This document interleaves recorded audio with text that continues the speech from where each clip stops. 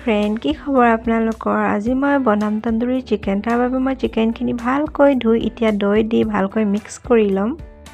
লগতে এতিয়া মই নিমখ, হালধি, জলকীয়া, জিৰা, ধনিয়া গুড়ি, চিকেন মছলা, তন্দুৰী মছলা দি ভালকৈ মিক্স কৰি ল'ম।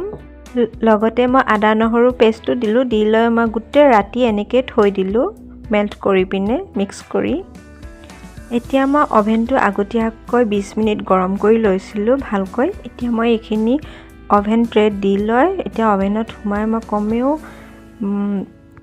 45 মিনিটছ বা তাতকৈ বেছিও লাগিব পাৰে। মই ক'ব পাহৰিছোঁ। তন্দুৰী চিকেনত আকৌ নেমু অকণমান চেপি দিলে ভাল লাগে খাবলৈ। লগতে অকণমান পুদিনা দিব আৰু ধনিয়া পাত অকণমান দিলেওতো আৰু ভাল লাগে। মই দিছোঁ, কিন্তু মই আপোনালোকক দেখুৱাব পাহৰিলোঁ সেইখিনি। তাৰ কাৰণে মই আপোনালোকক চৰি কৈছোঁ।